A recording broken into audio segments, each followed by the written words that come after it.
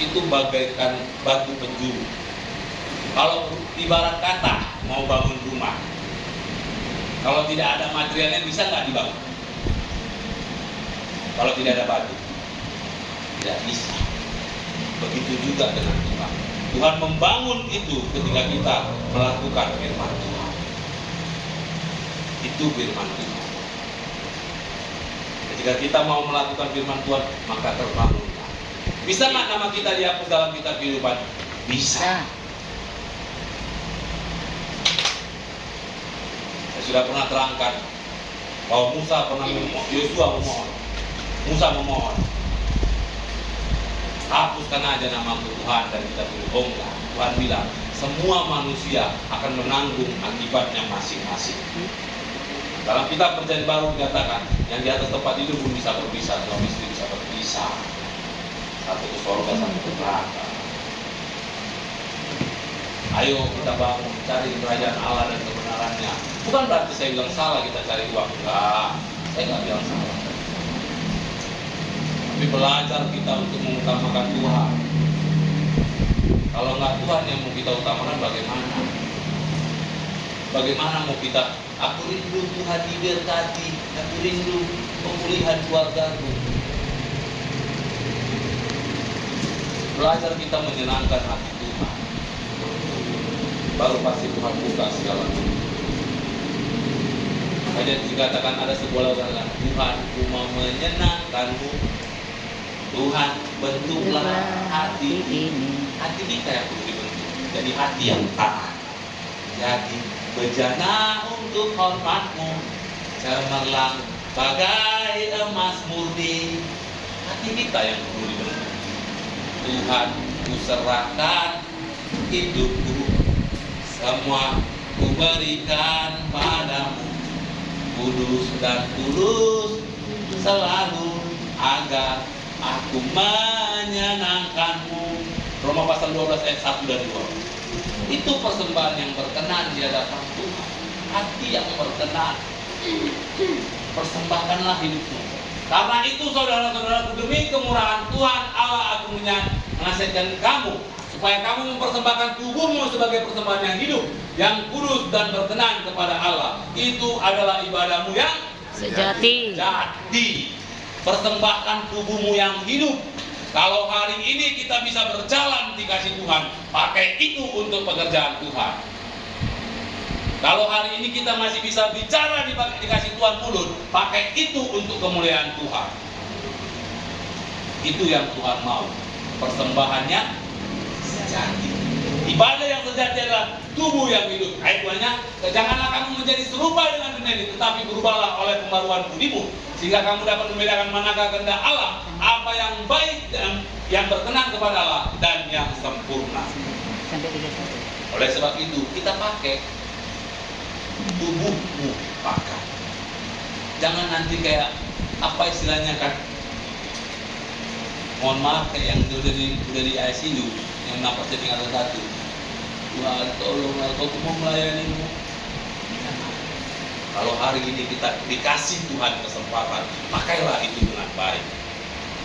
Pakai itu dengan baik. Jangan sia-siakan. Tuhan nggak bilang, oh ini salah benar, oh enggak. Itu yang pertama. Pakailah hatimu, pakailah tubuhmu yang hidup.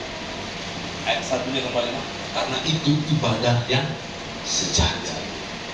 Kalau sudah tubuhmu yang hidup, berarti hatimu yang kau berikan kepada Tuhan. Kalau sudah hati diberikan kepada Tuhan, maka seluruhnya pasti bisa diberikan kepada Tuhan. Dalam Mazmur 34 ayat 19 berkata, hati yang remuk yang Tuhan cari.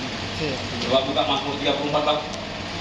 Mazmur pasal 34 ayat 18 ayat 19 ayat 19.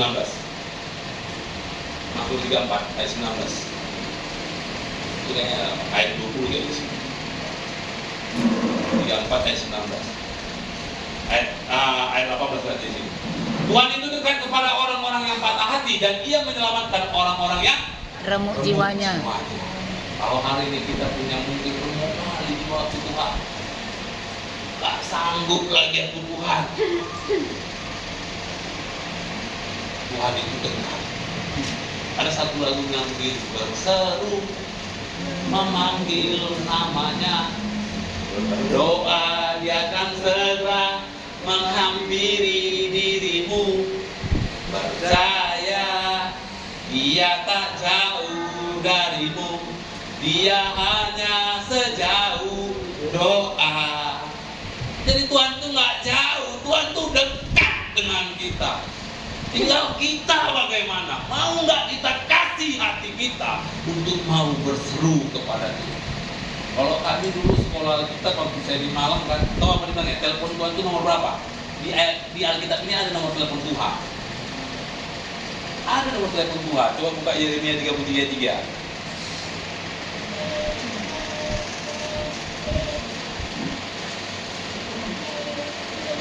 Yeremia 33:3.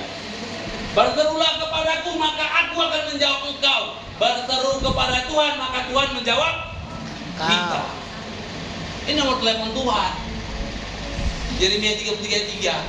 Bukan nomor 0812. Enggak, nomor telepon Tuhan itu Yeremia 33 ayat 3. Aku akan memberitahukan kepadamu hal-hal yang besar dan yang tidak terpahami, yakni hal-hal yang tidak kau ketahui. Kalau kita mungkin bertanya, kenapa ini Tuhan, kok hidupku begini, kok hidupku begini, kok anakku begini, kok keluargaku begini, kok ekonomiku begini? Telepon Tuhan. Jangan telepon yang lain. Gak ada jalan keluarnya. Telepon Tuhan. Ini nomor teleponnya Yeremia 33:3. Sederhana kan? Saya ingat yang waktu sekolah itu punya masalah. Waktu itu kan, aku bingung aku gimana mau aku di COVID ini. Di malam COVID, adik umur sudah 3, penting aku. Kita lockdown, bagaimana ini semua ini? Ini nggak dibilang guru, telepon Tuhan. Makanya bilang cari Tuhan. Gak ada yang perlu kita pertanyakan, kok begini, kok begitu, kok begini, kok begitu. Tuhan izinkan itu supaya kita telepon Tuhan. Sederhana saja ini. Punya masalah, telepon Tuhan tanya. Rindu pemulihan, telepon Tuhan tanya Tuhan. Tinggal kita yang bagaimana. Mau nggak kita kasih hati kita mencari Tuhan? Sekarang kita lihat, berseru memanggil namanya, berdoa dia akan segera menghampiri dirimu. Percaya dia tak jauh darimu, Yesus hanya sejauh doa. Berseru memanggil namanya, berdoa dia akan segera menghampiri dirimu. Percaya dia tak jauh darimu, Yesus hanya sejauh doa. Dia cuma sejauh doa kita. Kalau kita bangun hubungan dengan Tuhan, dia hadir.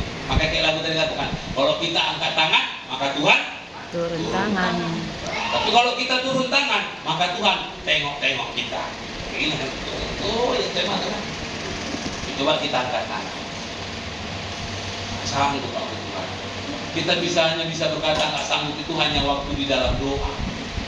Tuhan nggak sanggup aku Tuhan. Jangan pernah katakan nggak sanggup aku sama dunia. Tapi katakanlah ketidakmampuanmu itu kepada Tuhan. Biar Tuhan berikan kita kemampuan. Kalau sama dunia kita bilang nggak sanggup aku dunia, lo maisi mati lihat mana ada yang dunia bagi kita. Tapi waktu kita bilang nggak sanggup aku Tuhan, maka Tuhan berikan kita kekuatan. Tinggal kita. Daud bilang kok sama jiwanya, jiwaku pujilah Tuhan. Karena Daud menyadari jiwa ini tidak mau menyembah Tuhan. Makanya dia bilang, dia teriak sama dirinya, dia bilang, jiwaku sembah Tuhan. Gak bisa. Makanya ibadah yang Tuhan berkenan itu ibadah pondok Daud. Kenapa? Daud banyak menaikkan penyembahan kepada Tuhan.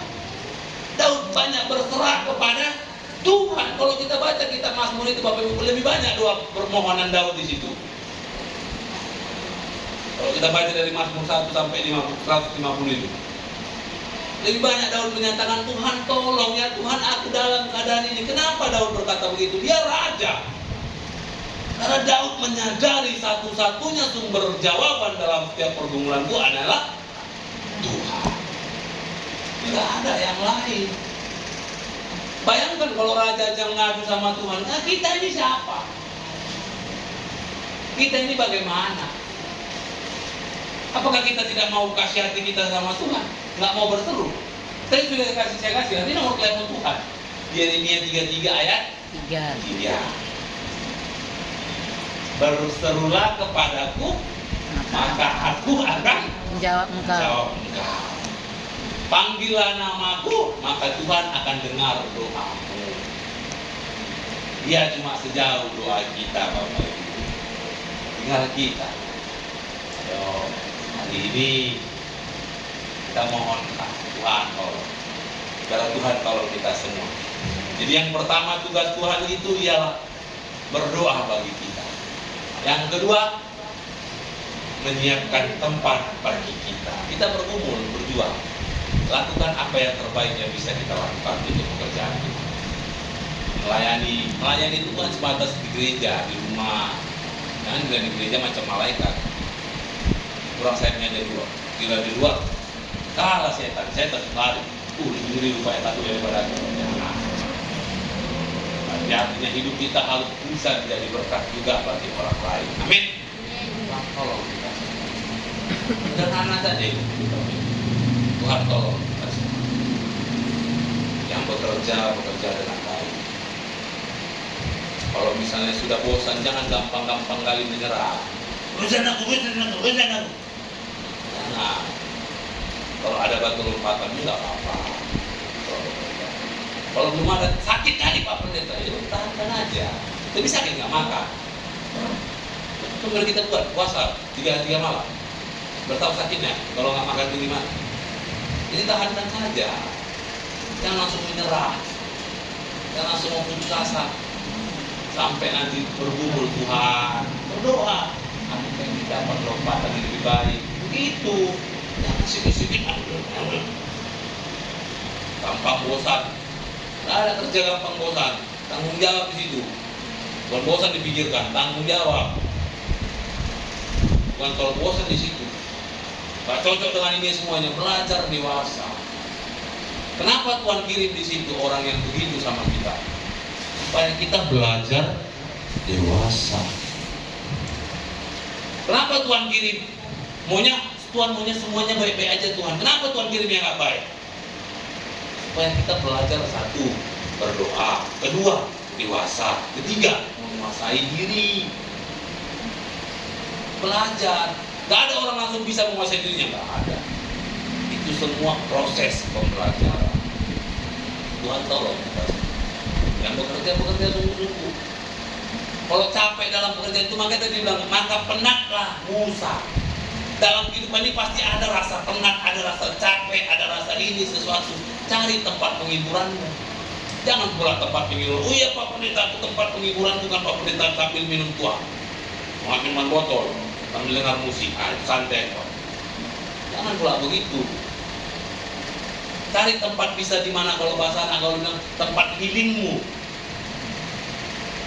Kalau saya biasanya healing di mana? Duduk di bawah kaki Tuhan. Habis duduk di bawah kaki Tuhan, kadang-kadang sambil ngopi, baru pikir otak. Tapi tempat ini